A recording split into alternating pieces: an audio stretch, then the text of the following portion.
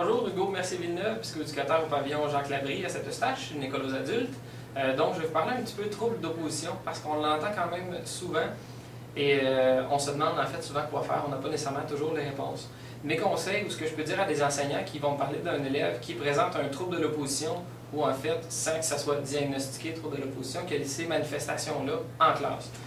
Probablement, un trouble de l'opposition, c'est sûr que c'est un petit peu plus difficile à gérer, hein, parce que ça le dit, l'élève est en opposition face à l'autorité, face à l'enseignant en classe. Sont donc un petit peu des fois plus durs à aimer, entre guillemets, parce que la relation est plus difficile à établir. Donc, première entrée, je pense, c'est sûr que c'est par la relation d'aller essayer d'aller chercher le jeune, de le rejoindre. Des fois, c'est en posant simplement quelques questions, en comprenant l'inconfort du jeune, qu'est-ce qui le dérange, qu'est-ce qui fait qu'il ne sent pas bien, qu'il n'est pas à l'aise en classe. Des fois, on peut trouver déjà des solutions et y agir rapidement. Autre chose, chose très importante en fait, quand c'est devant la classe, évidemment, le jeune va tenter, quand il n'est pas satisfait ou il est inquiet, il est anxieux de ce qu'on lui demande, ou il n'est pas capable de répondre à la tâche, il va se mettre en opposition et va le faire évidemment devant tout le monde. En tant qu'enseignant, on dit ah, c'est ma classe, c'est moi qui est le maître à bord, le leader, je le confronte. Ça peut être une erreur par contre, parce qu'évidemment, ce jeune-là ne va pas se dire ouais, il a raison, devant tout le monde.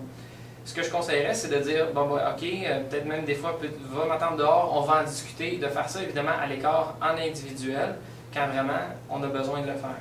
Sinon, si on ne veut pas confronter et entrer dans des grandes discussions ou des grandes.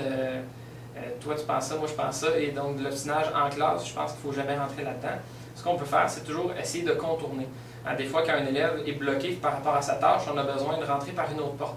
Donc même des fois, en se promenant dans son local de classe, chaque élève travaille, on voit que c'est difficile, on sait que si on rentre par le verbal, ça ne fonctionnera pas, on risque de se rendre en opposition.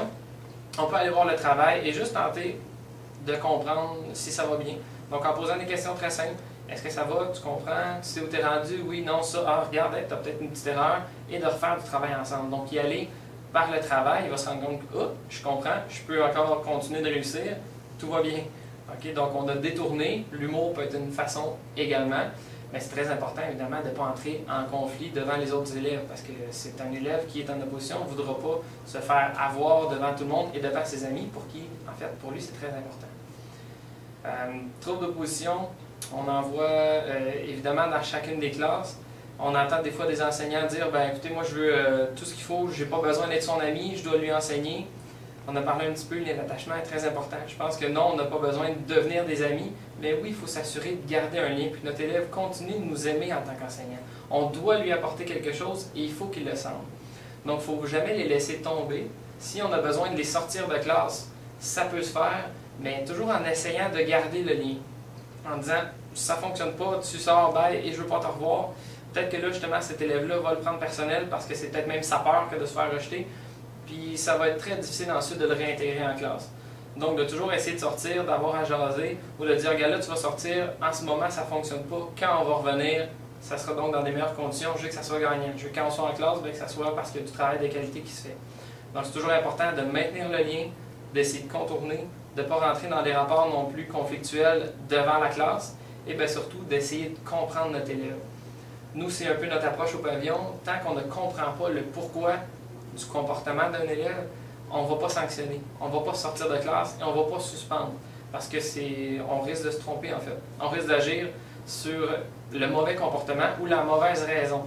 Donc, de comprendre ce qui explique le comportement, c'est primordial, c'est très important. Il faut que ces élèves-là sentent qu'on les aime, il faut qu'ils sentent qu'on croit qu'ils peuvent réussir. Il n'y aura peut-être plus d'opposition après, parce qu'il va peut-être avoir un meilleur partenariat avec l'enseignant.